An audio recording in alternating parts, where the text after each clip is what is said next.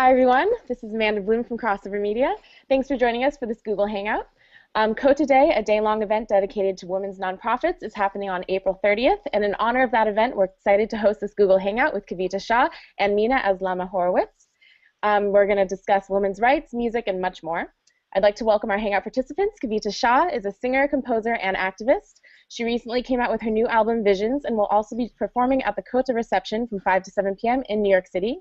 Also joining us is Minna Aslama Horowitz. She's an assistant professor, researcher, educator, and consultant in global studies and innovation education, gender media, and policy.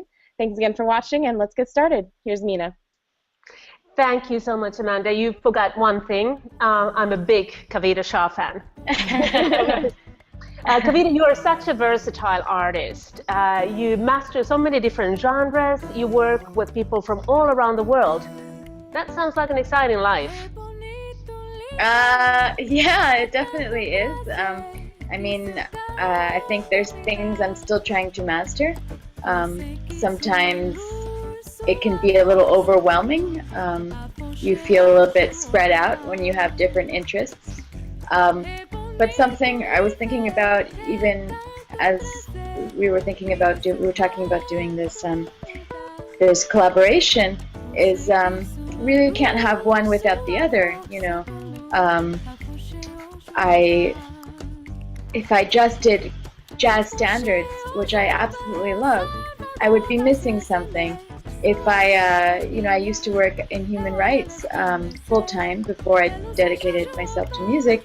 If I were doing that, I would feel that the music is missing. Now that I'm doing the music all the time, I start to think about these other values, and I think when you're exposed to a lot of different things and when you care about a lot of different things, society wants to tell you that you can't do all of them, but I'm trying to find a way, and I think there's a lot of possibilities within creativity and art for that. So you're a Renaissance woman in that sense. So you're already. I hope to be in maybe before I die at some point. You already kind of gave us a hint about the fact that you almost chose another career path before you chose to be a musician at least 75% of your life, or 95%. Tell us a little bit about that. How did that come about? Well, I went to Harvard. I majored in Latin American studies, and I spent a lot of time in Latin America. And I think even before that, I think it's a value that was kind of instilled in me from childhood, growing up as a child of immigrants from India, and traveling to India even as a toddler. So being exposed to social inequality and disparities from a very early age. And then also growing up as a person of color, especially a woman of color in America, even though I was in New York City, which is incredibly diverse and welcoming, in some ways still struggles from a lot of issues of integration. So was definitely exposed to a lot of racism growing up just as an American. So I think these values of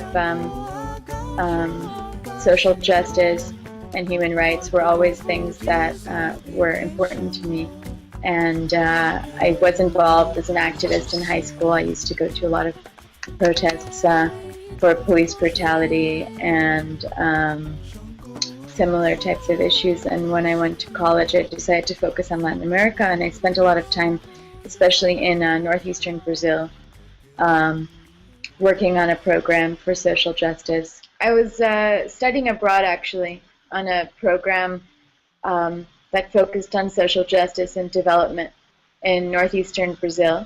And when I was there, I got to meet a lot of people from different communities doing different types of work, whether in women's rights or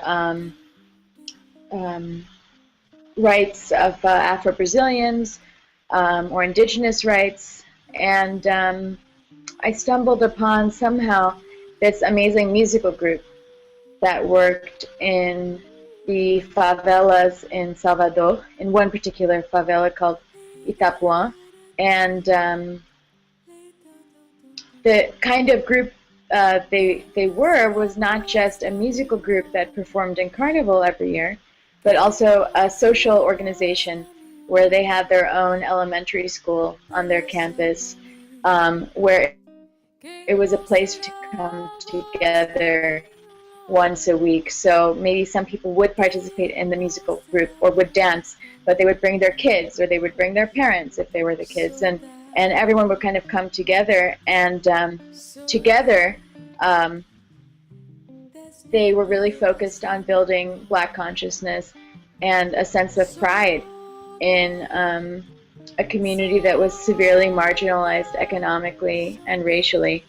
And for music to be at the center of all of that was really mind-blowing for me, because these were two values that were really important to me. The value of art and culture, and also just my love for music and my innate love as a singer and being a musician, wanting to share that with other people, but then also having some sort of social component to that. So that was kind of a changing point for me in my life. I ended up writing my thesis when I was at Harvard about this group and doing research with them, and spending a lot of time with them, and that kind of also was an impetus for me to continue finding this in my own career. That's very interesting. Many people would say that, hey, but human rights, that's about law, right? Law and governance, and has nothing to do with culture. How would you respond? So, I mean, I believe that cultural rights are absolutely human rights. They're a lot more amorphous and hard to define, but when it comes down to it, culture is something that we all have and that we all relate to. For example, I can't have a hamburger. Well, I don't eat meat, but I couldn't have a veggie burger without a Coke, right? That's part of my American culture. I try not to have burgers very often, but if ever I do, it's something that I grew up with. It's something that makes you feel close to home, and everybody has that, regardless of their socioeconomic background or their racial or national background. Culture is something that we can all relate to. So when you have certain traditions that are endangered, and for me this is really meaningful with music, that are endangered or threatened, that threatens our humanity.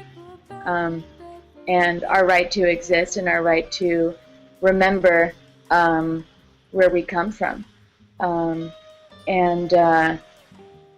This is a real issue. So for me, cultural rights are very much part of human rights. At the end of the month, on the 30th of April, you'll be performing for the Coda Alliance and the Coda Project. And the Coda Alliance is a incubator for women's NGOs, women's non-profit organizations, to bring these organizations to collaborate together here in New York City. Why did you choose to support Coda? I know you've been part of their crowdfunding campaign as well. Why women's rights? I think, well, this is a big question, but of course I consider myself to be a feminist, and I think, I don't need to give statistics here for us to agree that that there is inequality for women even in the most developed of countries, in terms of wage inequality and so on and so forth. And the idea of having a safe space for women to support one another, and also to build their own businesses, organizations, to have a space to really affirm their own agency, is empowering and incredibly important in today's world. Mm-hmm. And so, apart from the Coda concert, which is open to the great public, so if anybody wants to see Kavita on the 30th, you're more than welcome. Estonia House. What is next for you? What are your new projects that you'd like to share with us? I'm working on a duo project now with a bassist, François Moutin from Paris, and that's been really interesting because we're both jazz musicians and we're exploring some jazz standards, but also different types of world music, it's a real challenge to work with just one other instrument, especially the bass.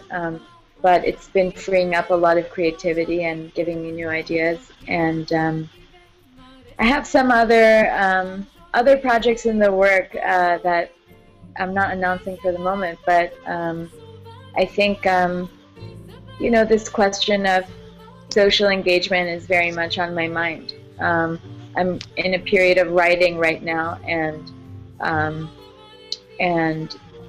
thinking about things beyond music, and bringing that into music. That's very important to me. So, for example, I went to an exhibition in Toronto about 2 weeks ago about Stuart Hall and different documentaries based on certain ideas of Stuart Hall and his life as well. It was very inspiring to me and dealt with ideas of colonization, decolonization, imperialism, so I'm actually exploring some of his writings as inspiration and thinking about what role performance has in disseminating information and in activism, really, what. Yeah, Stuart Hall, he was an activist scholar, the whites of their eyes. Kavita, thank you so much for talking to us about human rights and music and how that all, it all is the same. And maybe in a few months, we can have another Google Hangout about your next project. Absolutely. It's been a great pleasure. Thank you, Amanda, for Thank you so much for having us. On behalf of Crossover Media, thank you so much to Minna and Kavita for such a great discussion. You can find out more about the CODA project and CODA Day at codaproject.org. And remember, you can also see Kavita Shah and her band perform at the reception from 5 to 7 p.m. That event is going to be open to the public. If you missed any part of our Hangout, you'll also be able to watch it again over on our Crossover Media YouTube page. Also, feel free to follow us on Facebook and Twitter at _Crossover Media. You can also find Kavita on Twitter at Kanta Kavita, Canta Kavita, and Minna at Aslama, Aslama. See you next time.